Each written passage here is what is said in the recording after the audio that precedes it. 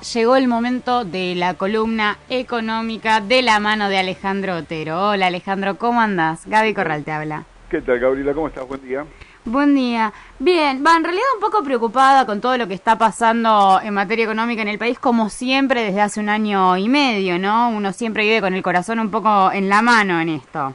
Efectivamente, las noticias en materia económica para la gran mayoría del país, desde que asumió el nuevo gobierno, no son buenas. El gobierno, frente a la inminencia electoral de octubre, se esfuerza cada vez más por tratar de presentar como virtud lo que en realidad es vicio, es decir, por tratar de presentar como buenas noticias, noticias que no lo son. Y ayer justamente se conoció otro dato muy preocupante, que es el dato oficial, no es ningún dato elaborado por la oposición o por algún organismo que pueda ser sospechado de tendencioso, es por el propio INDEC, por el Instituto Nacional de Estadísticas y Censos, que ha señalado, en primer lugar, que los desempleados ascienden al 9,2% del total de la población económicamente activa, y en segundo lugar, que los subempleados ascienden al 9,8%, 9,9% de ese mismo colectivo. Para que se entienda claramente, porque además estos índices hay algo que muestran y algo que no muestran, vamos a hacer un pequeño comentario técnico. Sí. Cuando se habla de desempleo, desde el punto de vista técnico, tanto en la Argentina como en el mundo, esto es un acuerdo, una convención internacional, se habla de aquellas personas que no tienen trabajo y están buscando activamente. Es decir, son personas que quieren trabajar, que están recorriendo avisos, tirando currículums, haciendo entrevistas, buscando contactos, lo que fuere, quieren trabajar, buscan, pero no encuentran. Esos son los desempleados. Esto es lo que muestra el índice. Lo que el índice no muestra son aquellas personas que no tienen trabajo y no buscan, sea porque ya no les interesa, sea porque se han desalentado, sean porque no están en condiciones de hacerlo. Por lo que fuere, aquellas personas que no tienen trabajo y no buscan trabajo no están incluidas en este índice de desempleo.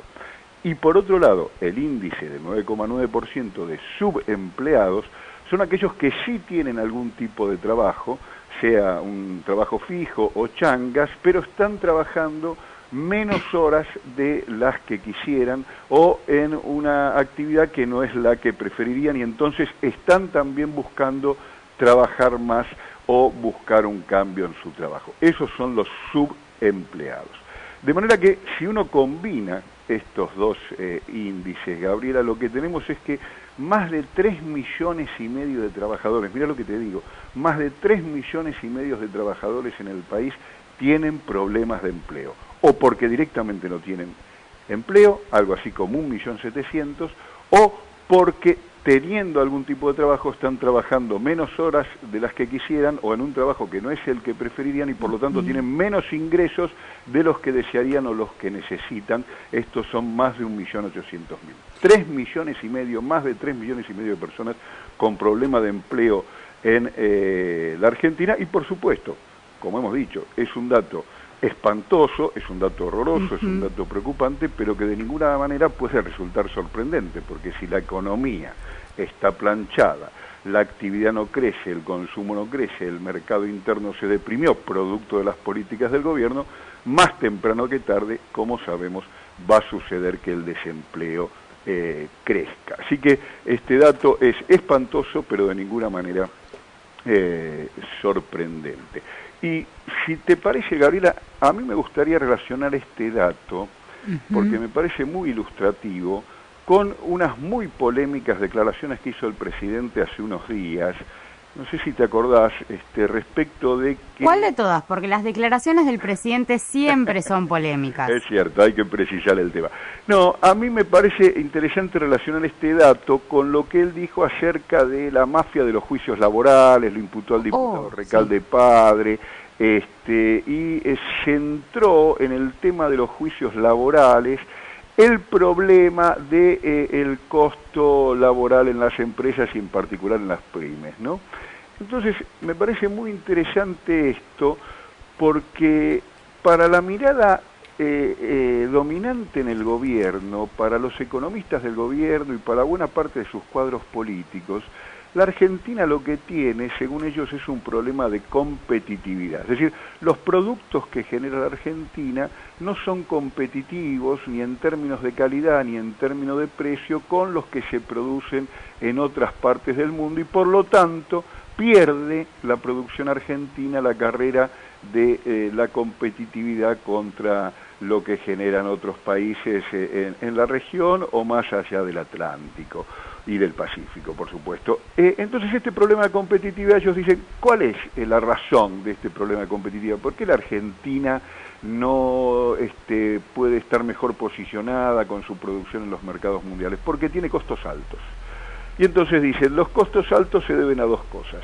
Los impuestos, dos cosas básicamente, los impuestos y el costo laboral, sobre todo el costo laboral. Y de eso habló el presidente el otro día cuando dijo el costo laboral está incrementado, entre otras cosas, por los juicios laborales. Esta es la mirada dominante en el gobierno, es decir, el problema de la Argentina es un problema de competitividad por altos costos, en particular porque el costo laboral es alto y el costo impositivo es alto, y entonces, ¿qué hacen? Impulsan políticas que buscan reducir los impuestos, ya lo hemos visto, reducción de las retenciones, del impuesto a los bienes personales, los dividendos, etcétera, y reducción de los costos laborales, y ahora van con los juicios y distintas medidas que propugnan en el presente, pero ya lo han hecho en el pasado, para reducir las contribuciones y los aportes de las empresas sobre la nómina. Ese es el problema que ellos sitúan. Es interesante porque esta visión contrasta contra la de otros economistas, de la cual yo me inscribo, los así llamados heterodoxos, para los cuales el problema de la Argentina no es un problema de costos, básicamente, sino que es un problema de falta de demanda. El problema que tienen las empresas no es que no logran vender porque sus costos son altos, sino porque no tienen a quién venderle, no tienen quien les compre, no tienen capacidad de consumo para colocar sus productos. Y este es el problema central de la Argentina. Cuando la Argentina tiene capacidad de consumo, cuando la demanda crece, cuando los ingresos crecen, cuando el empleo crece, y entonces la bola consumista se incrementa y se multiplica, entonces las empresas pueden vender, pueden invertir, pueden realizar sus utilidades y también pueden mejor atender los problemas de costo. Porque, mi estimada Gabriela, suponiendo en el extremo que redujeran los costos al mínimo, si no tienen a quién vender, las empresas tampoco van a producir. Y si las empresas no producen, el desempleo no va a descender. Todo lo contrario, si las empresas no producen, el empleo va a crecer. Y acá está la relación de un punto con el otro. Lo que hace falta para disminuir el desempleo en la Argentina es que las empresas produzcan y vendan. Y para que las empresas produzcan y vendan, antes que nada, lo que hace falta es capacidad de compra, capacidad de consumo, capacidad de ingresos en aquellos que tienen la capacidad de comprar esos productos. No tanto reducir los costos, porque insisto, aunque uno reduzca los costos a cero, si las empresas no tienen a quién venderle, no van a producir y no van a poder vender. ¿Se entiende, Gabriela? Es básicamente matemático, es como sumar 2 más 2 lo que me estás explicando. No es matemático porque es ciencias sociales, digamos, pero estamos por ahí explicándolo de una manera un poco mecánica para que se entienda, pero creo que lo importante es que quede claro que la Argentina lo que tiene hoy es un problema de demanda y como el gobierno lo que ha hecho sistemáticamente es pinchar la demanda, desinflarla, porque dice que de ese modo va a controlar la inflación, cosa que a todas luces no sucede, lo que ha hecho es generar un enorme problema a las empresas porque, insisto, las empresas no tienen a quién venderle y aunque reduzcan los costos, no van a poder mejorar su situación y tampoco va a mejorar la situación del empleo. Y yo tengo una duda ahora bastante fundamental, este pensamiento de estos economistas que plantean, que yo calculo son los mismos que ayudan un poco con la bicicleta financiera, ¿no? Pero los que plantean la reducción de costos. Si uno se pone a pensar más en la parte macro y en los intereses detrás de ese discurso economista, ¿a quién vendría a beneficiar? a los movimientos de entre las grandes empresas que tienen a gente trabajando casi esclavizada en condiciones laborales inexplicables, en algunos casos y en algunos países inhumanas, porque bueno, ahí tienen bajos costos laborales, digamos, ¿no? A esos grandes movimientos de estas empresas vendrían a facilitarles o a tratar de ayudar, entre comillas, este pensamiento, ¿o a quién? Mira, 2 o 3 cosas en relación a esa muy buena pregunta que haces. La primera es que los trabajadores en las economías modernas tienen una doble condición. Por un lado, visto desde las empresas, son un costo, el costo laboral, porque intervienen en la producción, y por otro lado, son demanda, es decir, son capacidad de consumo. Esta mirada de los economistas del gobierno solo atienden a la primera dimensión, a la dimensión del costo. Segunda cuestión, por supuesto, esto lo que busca es reducir el costo laboral de aquellas empresas que son intensivas en mano de obra, o aún no siendo intensivas en mano de obra, tienen una proporción importante de sus costos en el costo laboral y buscan transformarlo en un costo más flexible, más variable, porque otros costos, fíjate que no mencionan, es muy curioso cuando el presidente y los economistas del gobierno atacan el costo laboral, pero nada dicen de las tarifas. Y hoy la mayor parte de las matrices de producción tienen una fuerte componente que es en base a la energía. El costo laboral puede ser más o menos importante, pero otros costos que tienen que ver con el uso intensivo de la tecnología son intensivos en el uso de energía, y a medida que las tarifas crecen, los costos también crecen, pero de eso nada se dice. De lo que se habla es del costo laboral. ¿Por qué? Porque aceptan el costo de la energía como un costo rígido y buscan flexibilizar los costos laborales para reducirlos.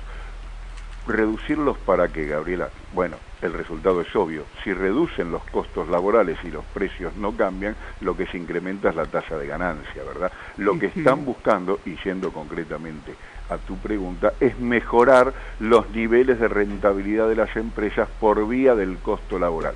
Dicho en términos más conceptuales, profundizar esto que hemos hablado muchas veces, la transferencia de ingresos desde los menos afortunados hacia los más afortunados, porque cuando se reduce el costo laboral a precios constantes de los productos, lo único que sucede es una transferencia de ingresos desde los trabajadores hacia los empleadores por vía de la tasa de utilidad. Caen los salarios, cae el costo laboral, automáticamente crece la tasa de rentabilidad de las empresas. Es decir, que los que se mejoran son efectivamente aquellos que emplean a esos trabajadores, a los cuales buscan de manera directa o indirecta bajarles su salario.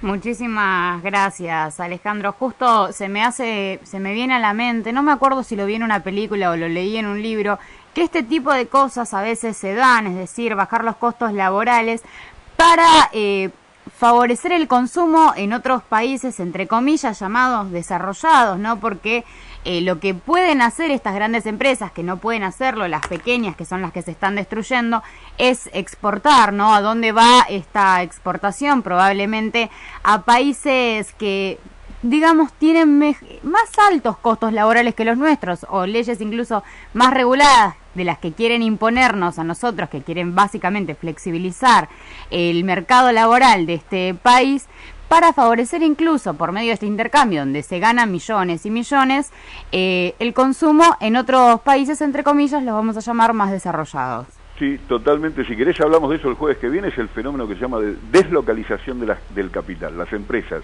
producen en un lugar y tienen su mercado de consumo de esos productos en otro. Eso antes no pasaba. Esto es uno de los fenómenos de la globalización que, justamente como en la actualidad está encontrando un límite, vuelve a aparecer aquello que en algún momento pudo ser una solución para la crisis capitalista, vuelve a aparecer como problema, porque efectivamente hay mercados de producción que no son los mercados de consumo. En la Argentina es muy fácil de verlo, lo pongo en el ejemplo para dejarla picando y lo retomamos el jueves porque es un tema muy interesante y de gran actualidad, el tema de la soja, mi estimada Gabriela.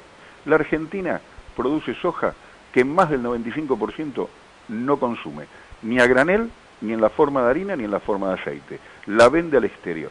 Para los productores sojeros, ¿en qué se mejoran ellos, en qué se benefician si crece la capacidad de consumo de los argentinos? En nada, en nada, porque su mercado de consumo está en otras partes. Eso explica por qué se niegan, por ejemplo, a pagar impuestos o por qué alientan medidas de reducción de salario y reducción de los ingresos de los argentinos. Porque a ellos no es que sean perversos o malos, desde el punto de vista del interés económico en nada los beneficia. Fenómeno de deslocalización del capital y la globalización, si querés lo vemos el jueves que viene.